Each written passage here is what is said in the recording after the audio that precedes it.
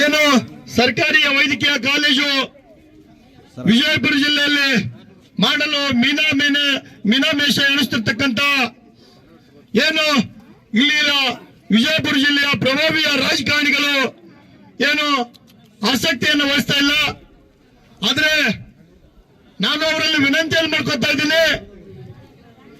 ಇವತ್ತು ವಿಜಯಪುರ ಜಿಲ್ಲೆ ಅಖಂಡ ವಿಜಯಪುರ ಜಿಲ್ಲೆ ಇದ್ದಾಗ ಒಂದು ತಾಲೂಕಾಗಿರ್ತಕ್ಕಂಥ ಬಾಗಲಕೋಟೆ ತಾಲೂಕಿನ 99ರಲ್ಲಿ ಡಿವೈಡ್ ಆಗಿ ಹೋಗಿ ಇವತ್ತು ತಂದೆ ಆಗಿರ್ತಕ್ಕಂಥ ಮಹಾವಿದ್ಯಾಲಯಗಳನ್ನು ಒಳಗೊಂಡು ಸರ್ಕಾರಿಯ ವೈದ್ಯಕೀಯ ಕಾಲೇಜನ್ನು ಕೂಡ ಮಂಜೂರು ಮಾಡಿಕೊಂಡು ಸ್ವಂತ ಜಾಗ ಇಲ್ಲದಿಲ್ಲ, ಸ್ವಂತ ಜಾಗ ಇರಲಾರ್ದಂತ ಒಂದು ಸ್ಥಳವಿರಲಾರ್ದಂತ ಸಮಸ್ಯೆಯಲ್ಲಿ ಕೂಡ ಆ ಸ್ವಂತ ಸ್ಥಳವನ್ನು ಕೊಟ್ಟವರಿಗೆ ಏನಪ್ಪಾ ಅಂದ್ರೆ ಸರ್ಕಾರಿ ವೈದ್ಯಕೀಯ ಕಾಲೇಜನ್ನು ಮಂಜೂರು ಮಾಡಿದ್ದೀರಿ ಮಾನ್ಯರೇ.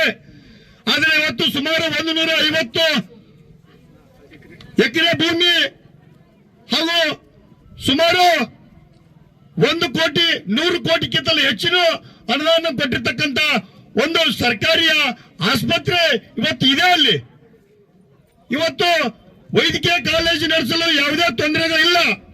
ಇವತ್ತು ಬಿಲ್ಡಿಂಗ್ ಇದೆ, ಗ್ರೌಂಡ್ ಇದೆ, ಮೈದಾನ ಇದೆ, ಇವತ್ತು ಸ್ಕ್ಯಾನಿಂಗ್ ಮಿಷನ್ಗಳಿವೆ, ಇವತ್ತು MRI ಇದೆ, ಎಲ್ಲಾ ಸೌಕರ್ಯಗಳಿದ್ರು ಕೂಡ ಇವತ್ತು ವೈದ್ಯಕೀಯ ಕಾಲೇಜನ್ನ ನಡೆಸಲಿಕ್ಕೆ ತಾವು ಏನು ಹಿಂದೇಟಾಗ್ತಾ ಇದ್ದೀರಲ್ಲ, ಅದಕ್ಕೆ ಯಾಕೆ ಅಂತಕ್ಕಂಥ ಮಾತನ್ನ ಇವತ್ತು ನಾನು ಪ್ರಶ್ನೆ ಮಾಡ್ತಾ ಇದ್ದೇವೆ. ಇವತ್ತು ಬಿಜಾಪುರ ಜಿಲ್ಲೆಯಲ್ಲಿ ಏನು 8 ಜನ ಶಾಸಕರಿದ್ದೀರಿ. ಇವತ್ತು ಬಿಜೆಪಿ ಶಾಸಕರಾಗಿರ್ಬೋದು, ಕಾಂಗ್ರೆಸ್ ಶಾಸಕರಾಗಿರ್ಬೋದು, ಅಥವಾ JDS ಶಾಸಕರಾಗಿರ್ಬೋದು, ಎಲ್ಲಾ ಶಾಸಕರು ತಾವು ಎಚ್ಚೆತ್ತುಕೊಂಡು ಕೂಡಲೇ ನಮ್ಮ ಜಿಲ್ಲೆಗೆ ಸರ್ಕಾರಿ ಆಸ್ಪತ್ರೆಯನ್ನ ಮಂಜೂರು ಮಾಡಿ ಕೂಡಲೇ ಪ್ರಾರಂಭಿಸಬೇಕು. ಇಲ್ಲಪ್ಪ ಅಂತಂದ್ರೆ ಇವತ್ತು ದಲಿತ ಸಂಘರ್ಷ ಸಮಿತಿ ಜೊತೆಗೂಡಿ ಏನು ಇವತ್ತು ಇಲ್ಲಿ ಜಿಲ್ಲೆಯಲ್ಲಿರ್ತಕ್ಕಂಥ ರೈತ ಸಂಘಟನೆಗಳು, ಜನಪರ ಸಂಘಟನೆಗಳು, ಇವತ್ತು ಕನ್ನಡ ಪರ ಸಂಘಟನೆಗಳು, ದಲಿತ ಪರ ಸಂಘಟನೆಗಳು ಇವತ್ತು ತಮ್ಮ ವಿಚಾರಗಳನ್ನ ಚರ್ಚೆ ಮಾಡುವ ಮುಖಾಂತರ ಇದು ದೊಡ್ಡದಾಗಿರ್ತಕ್ಕಂಥ ಆಂದೋಲನ ಮುಖಾಂತರ ಪ್ರಾರಂಭ ಮಾಡ್ತಾ ಇದ್ದೇನೆ ಅಂತಕ್ಕಂಥ ಮಾತನ್ನು ಇವತ್ತು ಹೇಳ್ತಾ ಇದ್ದೇನೆ. ಒಂದು ವೇಳೆ ದೀನ ದಲಿತರ, ರೈತರ, ಮಹಿಳೆಯರ, ಮಕ್ಕಳ ಪರವಾಗಿ ಅವರ ಮನಸ್ಸಿನ ಜೊತೆಗೆ ಅವರ ಜೊತೆಗೆ ಚೆಲ್ಲಾಟ ಆಡದೇ ಆದ್ರೆ ಇವತ್ತು ಜಿಲ್ಲೆಯಲ್ಲಿ ತಾವಿರ್ತಕ್ಕಂಥ MLAಗಳು, ಶಾಸಕರು, ಮಿನಿಸ್ಟರ್ಗಳು ಮುಂದಿನ ಬಾರಿ 2028ಕ್ಕೆ ತಾವು ಮನೆಗೆ ಹೋಗ್ಬೇಕಂತಕ್ಕಂಥ ಮಾತನ್ನ ಇವತ್ತು ಎಲ್ಲ ತಾಯಂದಿರ ಪರವಾಗಿ ನಾನು ಏನಪ್ಪಾ ಅಂದ್ರೆ ತಮ್ಮಲ್ಲಿ ಏನು ಆಗ್ರಹ ಮಾಡ್ತಾ ಇದ್ದೀನಿ. ನಾನು ಕೂಡ ಒಬ್ಬ ಕಾಂಗ್ರೆಸ್ ಪಕ್ಷದ ಸಕ್ರಿಯ ಕಾರ್ಯಕರ್ತನಾಗಿ, ನಾನು ಒಬ್ಬ ದಲಿತ ಸಂಘರ್ಷ ಸಮಿತಿಯ ಕಾರ್ಯಕರ್ತನಾಗಿ ಇವತ್ತು ಅನ್ಯಾಯದ ವಿರುದ್ಧ ನಾನು ಮಾತನಾಡೋದಿದ್ರೆ ನಾನು ಆ ಪಕ್ಷದ ಗುಲಾಮನಾಗಿ, ಆ ರಾಜಕೀಯ ಗುಲಾಮರಾಗಿ ನಾನು ಬದುಕಬೇಕಾಗ್ತದೆ. ಅದಕ್ಕಾಗಿ ನಾನು ಇವತ್ತು ಸ್ವಾಭಿಮಾನದಿಂದ ಹೇಳ್ತಾ ಇದ್ದೇನೆ. ಇಲ್ಲೆಲ್ಲ ಸ್ವಾಭಿಮಾನದ ತಾಯಂದಿರು, ಸ್ವಾಭಿಮಾನದ ಅಣ್ಣ ತಮ್ಮಂದಿರು ತಾವೆಲ್ಲರೂ ಕೂಡ ಭಾಗವಹಿಸಿದ್ದೀರಿ. ತಾವು ನಾಳೆ ಎಚ್ಚೆತ್ತುಕೊಳ್ಳಬೇಕು. ಇವತ್ತು ನಾವು ಸರ್ಕಾರ ಮಾಡತಕ್ಕಂತ ಎಲ್ಲ ಏನು ನೀತಿ ನಿಯಮಗಳಿಗೆ ತಾವು ಬದ್ಧರಾಗಿ ತಲೆ ಬಾಗಿಸಿದೆ ಆದ್ರೆ ನಾವೆಲ್ಲ ಬಿಜಾಪುರ ಜಿಲ್ಲೆಯಲ್ಲಿ ಇರ್ತಕ್ಕಂಥ ಎಲ್ಲ ಹೋರಾಟಗಾರರು ಗುಲಾಮರಾಗ್ತೀವಿ. ನಾವು ಗುಲಾಮರಾಗೋದು ಬೇಡಪ್ಪ ಅನ್ನೋದಾದ್ರೆ ಇದನ್ನ ಹಳ್ಳಿಯಲ್ಲಿ ಗ್ರಾಮ ಪಂಚಾಯತಿಗಳಲ್ಲಿ ಕೂಡ ನಾವು ಇವತ್ತು ಎಚ್ಚೆತ್ತುಕೊಳ್ಬೇಕಾಗಿದೆ.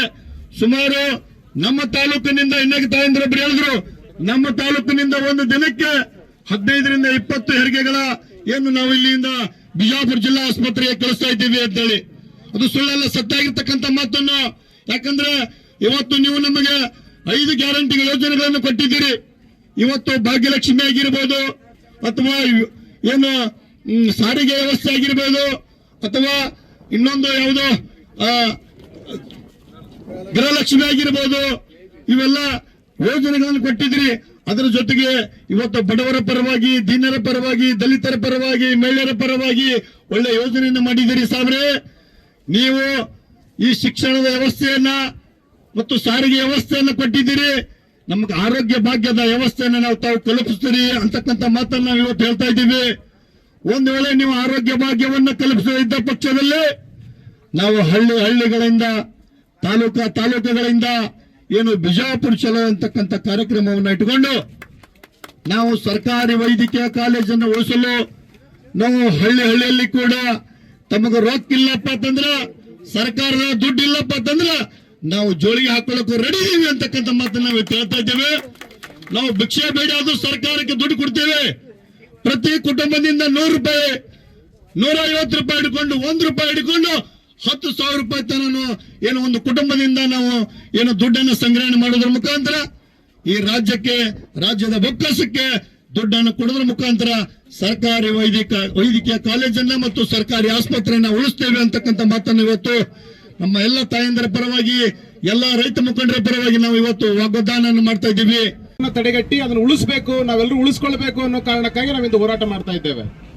ಆ ಸಾರ್ವಜನಿಕ ಜಿಲ್ಲಾ ಆಸ್ಪತ್ರೆಯನ್ನ ಖಾಸಗಿಯವರಿಗೆ ಮಾರಾಟ ಮಾಡ್ಲಿಕ್ಕೆ ಹೊರಟಿರ್ತಕ್ಕಂಥದ್ದು ಅತ್ಯಂತ ಖಂಡನೀಯ ಮತ್ತು ಖೇದಕರ.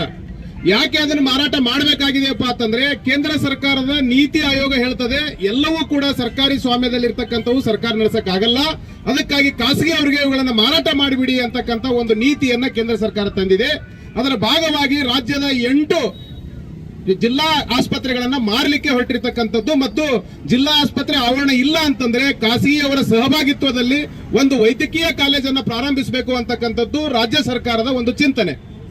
ನಾವು ಯಾಕೆ ಇದನ್ನ ವಿರೋಧ ಮಾಡಬೇಕಾಗಿದೆಯಪ್ಪ ಅಂತಂದ್ರೆ ವಿಜಯಪುರ ಜಿಲ್ಲೆಯಲ್ಲಿ ಸರ್ಕಾರಿ ವೈದ್ಯಕೀಯ ಕಾಲೇಜು ಸ್ಥಾಪನೆ ಮಾಡಲಿಕ್ಕೆ ಯಾವುದೇ ತರದ ಅಡ್ಡಿ ಇಲ್ಲ. ಇಲ್ಲಿ ರಾಜ್ಯದಲ್ಲಿ ಅಲ್ಲ ದೇಶದಲ್ಲಿಯೇ ಅತ್ಯಂತ ಹೆಚ್ಚು ಏನಪ್ಪಾ ಅಂತ ಮೂಲಭೂತ ಸೌಕರ್ಯ ಹೊಂದಿರತಕ್ಕಂತ ಯಾವುದಾದ್ರೂ ಜಿಲ್ಲಾ ಆಸ್ಪತ್ರೆ ಇದ್ರೆ ಮತ್ತು ಪ್ರಶಸ್ತಿ ಪಡೆದು ರಾಜ್ಯ ಮಟ್ಟದಲ್ಲಿ ದೇಶ ಮಟ್ಟದಲ್ಲಿ ಪ್ರಥಮ ಪ್ರಶಸ್ತಿಯನ್ನ ಸ್ವಚ್ಛತೆಗೆ ಮತ್ತು ದಕ್ಷತೆಗೆ ಮತ್ತು ಕಾರ್ಯವೈಖರಿಗೆ ಪ್ರಶಸ್ತಿ ಪಡೆದಿರತಕ್ಕಂತ ಯಾವುದಾದ್ರೂ ಜಿಲ್ಲಾ ಆಸ್ಪತ್ರೆ ಇದ್ರೆ ಅದು ವಿಜಯಪುರ ಜಿಲ್ಲಾ ಆಸ್ಪತ್ರೆ ಅಂತಕ್ಕಂಥದ್ದು ನಾವೆಲ್ಲರೂ ಕೂಡ ಹೆಮ್ಮೆ ಪಡಬೇಕು. ಇಂತ ಹೆಮ್ಮೆ ಪಡಬೇಕಾಗಿರ್ತಕ್ಕಂಥ ಜಿಲ್ಲಾ ಆಸ್ಪತ್ರೆಯನ್ನ ಖಾಸಗಿಯವರಿಗೆ ಮಾರಾಟ ಮಾಡ್ಲಿಕ್ಕೆ ಹೊರಟಿರ್ತಕ್ಕಂಥ ಕುತಂತ್ರವಾದ್ರು ಏನು ಅಂತಂದಾಗ ಅಲ್ಲಿ ಇರ್ತಕ್ಕಂಥ 150 ಎಕರೆಯಷ್ಟು ಜಮೀನು, ಆ ಜಮೀನು ಯಾವುದೇ ಜಿಲ್ಲಾ ಆಸ್ಪತ್ರೆಗೆ ಇಲ್ಲ, ಇಡೀ ರಾಜ್ಯದಲ್ಲೆಲ್ಲ ದೇಶದಲ್ಲೇ ಇಲ್ಲ. ಅಷ್ಟು ದೊಡ್ಡ ಜಿಲ್ಲಾ ಆಸ್ಪತ್ರೆ ಮತ್ತು ಇನ್ನೊಂದೇನಪ್ಪಾ ಅಂತಂದ್ರೆ ಇಲ್ಲಿ ಎಲ್ಲ ಮೂಲಭೂತ ಸೌಕರ್ಯಗಳಿದೆ, ಯಾವುದೇ ಮೂಲಭೂತ ಸೌಕರ್ಯ ಇಲ್ಲ ಅನ್ನಂಗಿಲ್ಲ. ಟ್ರಾಮಾ ಸೆಂಟರ್ ಇದೆ, ಪ್ರತಿಯೊಂದು ವಿಭಾಗಗಳಿದೆ ಮತ್ತು ತಾಯಿ ಮಕ್ಕಳ ಆಸ್ಪತ್ರೆ ಅಂತೂ ಇಡೀ ರಾಜ್ಯದಲ್ಲಿಯೇ ಪ್ರಥಮ. ಯಾಕಂತ ಕೇಳಿದ್ರೆ ಅತ್ಯಂತ 150 ಬೆಡ್ಡಿನ ಆಸ್ಪತ್ರೆ ತಾಯಿ ಮಕ್ಕಳ ಆಸ್ಪತ್ರೆ ಇಡೀ ರಾಜ್ಯದಲ್ಲೇ ಇದೆ, ಮತ್ತೆ ಯಾವುದೂ ಕೂಡ ಇಲ್ಲ. ಬೆಂಗಳೂರಲ್ಲಿ ಇದೆ 120 ಬೆಡ್ಡಿಂದ ಇದೆ, ಅದು ಇದು 150 ಬೆಡ್ಡಿಂದು. ಇಷ್ಟೆಲ್ಲ ಮೂಲಭೂತ ಸೌಕರ್ಯ ಇರ್ತಕ್ಕಂಥ ಒಂದು ಸುಸಜ್ಜಿತ ಜಿಲ್ಲಾ ಆಸ್ಪತ್ರೆಯನ್ನ ಮಾರಾಟ ಮಾಡ್ಲಿಕ್ಕೆ ಹೊರಟಿರ್ತಕ್ಕಂಥ ಕುತಂತ್ರ ಏನಪ್ಪಾ ಅಂತಂದ್ರೆ ಅಲ್ಲಿ ಖಾಸಗಿಯವರ ಕೈವಾಡ ಇರ್ತದೆ, ಖಾಸಗಿಯವರ ದಂಧೆಕೋರತನ ಇರ್ತದೆ ಮತ್ತು ಭೂಮಾಫಿಯಾದವರು ಅದನ್ನ ಭೂಮಿಯನ್ನ ಕಬಳಿಸಬೇಕು ಅಂತಕ್ಕಂಥ ಒಂದು ಖಾಸಗಿಯವರ ಧನದಾಹ ಮತ್ತು ಭೂಮಿಯ ಮೇಲಿರ್ತಕ್ಕಂಥ ಆಸೆಯ ಕಾರಣಕ್ಕಾಗಿ ಅದನ್ನ ಖಾಸಗಿಯವರಿಗೆ ಮಾರಾಟ ಮಾಡ್ಲಿಕ್ಕೆ ಹೊರಟಿರ್ತಕ್ಕಂಥ ನಮ್ಮ ರಾಜ್ಯ ಸರ್ಕಾರದ ಕ್ರಮವನ್ನು ಕೂಡ ನಾವು ಖಂಡಿಸ್ತಾ, ಕೇಂದ್ರ ಸರ್ಕಾರದ ನೀತಿ ಆಯೋಗದ ನೀತಿಯನ್ನು ಕೂಡ ಖಂಡಿಸ್ತಾ, ಇವೆರಡೂ ಕೂಡ ಮಾಡಿರ್ತಕ್ಕಂಥದ್ದು ಜನಹಿತಕ್ಕಾಗಿ ಅಲ್ಲ, ಜನರ ದ್ರೋಹಕ್ಕಾಗಿ. ಯಾಕಂತ ಕೇಳಿದ್ರೆ ಪ್ರತಿದಿನ ಅಲ್ಲಿ ಬರ್ತಕ್ಕಂಥ ಹೆರಿಗೆಗಳು ಅತ್ಯಂತ ಏನು ಬೇರೆ ಕಡೆ ಹೋಲಿಸಿದ್ರೆ ಅಲ್ಲಿ 150 ಹೆರಿಗೆಗಳಾಗ್ತವೆ, ಅಷ್ಟು ಸಲೀಸಾಗಿ ಆಗ್ತಕ್ಕಂಥ ಹೆರಿಗೆಗಳು. ಮತ್ತೆ ಬೇರೆ ಖಾಸಗಿ ಆಸ್ಪತ್ರೆಗಳು ಒಟ್ಟು ಸೇರಿಸಿದ್ರು ಕೂಡ ಅಷ್ಟಾಗಲ್ಲ, ಕೇವಲ ಬಿಜಾಪುರ ಜಿಲ್ಲಾ ಆಸ್ಪತ್ರೆ ಆವರಣದಲ್ಲಿ ಅಷ್ಟು ಹೆರಿಗೆಗಳಾಗ್ತವೆ. ತಾಯಿ ಮಕ್ಕಳ ಆಸ್ಪತ್ರೆಯಲ್ಲಿ ತಾಯಿ ಮಕ್ಕಳು ಬಹಳ ಸುರಕ್ಷಿತವಾಗಿದ್ದಾರೆ, ಸುರಕ್ಷಿತ ಆರೈಕೆ ಕೂಡ ನಡೀತಾ ಇದೆ. ಇಷ್ಟೆಲ್ಲ ಸುರಕ್ಷಿತ ಆರೈಕೆ ನಡೀತಕ್ಕಂಥ ಮೂಲಭೂತ ಸೌಕರ್ಯ ಇರತಕ್ಕಂಥ ಈ ಆಸ್ಪತ್ರೆಯನ್ನ ಮಾರಾಟ ಮಾಡ್ಲಿಕ್ಕೆ ಕಾರಣ ಏನು? ಯಾಕೆ ಅಂತಂದ್ರೆ ಖಾಸಗಿ ಅವರಿಗೆ ಹೋಗ್ತಕ್ಕಂಥ ಪೇಷಂಟ್ಗಳ ಸಂಖ್ಯೆ ಕಡಿಮೆ ಆಗ್ತಾ ಇದೆ ಜಿಲ್ಲೆಯಲ್ಲಿ.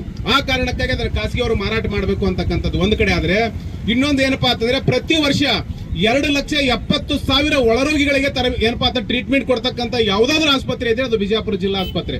ಅಷ್ಟು ದೊಡ್ಡ ಆಸ್ಪತ್ರೆ 2,70,000 ಜನರಿಗೆ ಒಳರೋಗಿಗಳಾಗಿ ಅವ್ರಿಗೆ ಟ್ರೀಟ್ಮೆಂಟ್ ಕೊಡೋದು. ಖಾಸಗಿ ಕ್ಷೇತ್ರಕ್ಕೆ ಹೋದ್ರೆ ಕನಿಷ್ಠ ಏನು ಇಲ್ಲ ಅಂದ್ರೂ 200 ಕೋಟಿ ರೂಪಾಯಿ ಖರ್ಚು ಮಾಡಬೇಕಾಗ್ತದೆ ಬಡ ಜನರು. ಆ 200 ಕೋಟಿಯಷ್ಟು ಜನ ಬಡ ಜನರ ಜೇಬಿನಲ್ಲಿ ಉಳಿತಾ ಇದೆ. ಆ ಹಣವನ್ನ ಕಿತ್ಕೋಬೇಕು, ಆ ಹಣವನ್ನ ನಾವೆಲ್ಲರೂ ದುಡ್ಡು ಮಾಡಬೇಕು ಅಂತಕ್ಕಂಥ ಖಾಸಗಿ ವ್ಯಕ್ತಿಗಳು ಆ 2,20,000 ಪೇಷಂಟ್ಗಳನ್ನು ಕೂಡ ಖಾಸಗಿ ಆಸ್ಪತ್ರೆಗೆ ರವಾನೆ ಮಾಡಬೇಕು, ಖಾಸಗೀಕರಣ ಮಾಡಬೇಕು ಅಂತಕ್ಕಂಥ ಹುನ್ನಾರದ ಕಾರಣಕ್ಕಾಗಿ ಅದನ್ನ ಖಾಸಗೀಕರಣ ಮಾಡಿಕೊಟ್ಟಿದ್ದಾರೆ. ಮತ್ತೆ ಇನ್ನೊಂದೇನಪ್ಪಾ ಅಂತಂದ್ರೆ ಬೇರೆ ಜಿಲ್ಲೆಗಳಿಗೆ ಹೋಲಿಸಿದ್ರೆ ಇಲ್ಲ ಬಾಗಲಕೋಟೆ ಜಿಲ್ಲೆಯಲ್ಲಿ ಯಾವುದೇ ಜಾಗ ಇಲ್ಲ ಮತ್ತು ಆಸ್ಪತ್ರೆ ಮೂಲಭೂತ ಸೌಕರ್ಯ ಇಲ್ಲ. ಆದ್ರೂ ಕೂಡ ಏನಪ್ಪಾ ಅಂತಂದ್ರೆ ಅಲ್ಲಿ ಒಂದು ಗೌರ್ಮೆಂಟ್ ಮೆಡಿಕಲ್ ಕಾಲೇಜ್ ಪ್ರಾರಂಭ ಮಾಡ್ತಾ ಇದ್ದಾರೆ. ಜಾಗದ ಖರೀದಿಗೆ ಅಲ್ಲಿ ಏನಪ್ಪಾ ಅಂತಂದ್ರೆ 200 ಕೋಟಿ ರೂಪಾಯಿ ಬಿಡುಗಡೆ ಮಾಡಿದ್ದಾರೆ. ಇಲ್ಲಿ ಜಾಗ ಖರೀದಿ ಮಾಡೋ ಅವಶ್ಯಕತೆನೇ ಇಲ್ಲ. ಆದ್ರೆ ಇಲ್ಲಿ ಏನಪ್ಪಾ ಸಿಬ್ಬಂದಿ ನೇಮಕ ಮಾಡಿಬಿಟ್ರೆ ಸಾಕು, ವೈದ್ಯಕೀಯ ಕಾಲೇಜ್ ಪ್ರಾರಂಭ ಆಗ್ತದೆ. ಅಲ್ಲಿ ಸೈಂಟಿಸ್ಟ್ ಗಳು ಬರ್ತಾರೆ, ಬೇರೆ ಬೇರೆ ರೋಗಗಳಿಗೆ ತರಬೇತಿ ನಡೀತದೆ, ಬೇರೆ ಬೇರೆ ರೋಗಗಳಿಗೆ ರಿಸರ್ಚ್ ನಡೀತದೆ. ಮತ್ತೊಂದು ಇನ್ನೊಂದೇನಪ್ಪಾ ರಿಸರ್ಚ್ ಕಾರಣಕ್ಕಾಗಿ ನಮ್ಮೆಲ್ಲರಿಗೂ ಕೂಡ ಜಿಲ್ಲೆಯ ಆರೋಗ್ಯ ಸರ್ಕಾರವೇ ನಡೆಸದಂಗ ಆಗ್ತದೆ, ಸರ್ಕಾರವೇ ಜಿಲ್ಲೆಯ ಆರೋಗ್ಯ ಕಾಪಾಡದಂಗ ಆಗ್ತದೆ. ಆದ್ರೆ ಖಾಸಗಿ ಅವರ ಕೈಯಲ್ಲಿ ಕೊಟ್ಟಾಗ ಅದೆಲ್ಲವೂ ಕೂಡ ಮಾರಾಟ ಆಗ್ತದೆ. ಒಳಗೆ ಹೋಗ್ಬೇಕಪ್ಪ ಅಂತಂದ್ರೆ ನಾವು ಖಾಸಗಿ ಆಸ್ಪತ್ರೆಗಳಲ್ಲಿ ಸಿಕ್ಕಾಪಟ್ಟೆ ದುಡ್ಡು ಕಟ್ಟಬೇಕಾಗ್ತದೆ. ದುಡ್ಡಿರ್ತಕ್ಕಂಥ ಬಡವರು ಏನಪ್ಪಾ ಅಂತ ಹೊಲ ಮನೆಯನ್ನ ಮಾರ್ಕೊಂಡು ತಮ್ಮ ಎಲ್ಲ ಆಸ್ತಿಯನ್ನು ಮಾರ್ಕೊಂಡು ಆಸ್ಪತ್ರೆಗೆ ಹೋಗಿರ್ತಕ್ಕಂಥ ಉದಾಹರಣೆಗಳು ಕೂಡ ಜಿಲ್ಲೆಯಲ್ಲಿ ಇದಾವೆ ಮತ್ತು ನಾವು ಕೂಡ ಕಣ್ಣಾರೆ ಕಂಡಿರ್ತೀವಿ. ಪಿಪಿ ಮಾದರಿಯನ್ನು ಕೈಬಿಟ್ಟು ಸಂಪೂರ್ಣ ಸರ್ಕಾರಿ ಕಾಲೇಜಾಗಿ ಆರಂಭಿಸಲು ಹಾಗೂ ಜಿಲ್ಲಾ ಸರ್ಕಾರಿ ಆಸ್ಪತ್ರೆಯನ್ನು ಉಳಿಸಲು ಕೋರಿ ಸರ್ಕಾರಿ ವೈದ್ಯಕೀಯ ಕಾಲೇಜು ಸ್ಥಾಪನಾ ಹೋರಾಟ ಸಮಿತಿ ದೇವರಪುರಿ ತಾಲೂಕು ಘಟಕ ಹಾಗೂ ಎಲ್ಲ ರೈತ ಮುಖಂಡರ ಜೊತೆಗೂಡಿ ಸಲ್ಲಿಸಂತ ಮನವಿ ಪತ್ರವನ್ನು ಮಾನ್ಯ ಜಿಲ್ಲಾಧಿಕಾರಿಗಳ ಮುಖಾಂತರ ಮಾನ್ಯ ಮುಖ್ಯಮಂತ್ರಿಗಳು ಸಲ್ಲಿಸಲಾಗುವುದು ಅಂತ ತಿಳಿಸ್ತೀನಿ.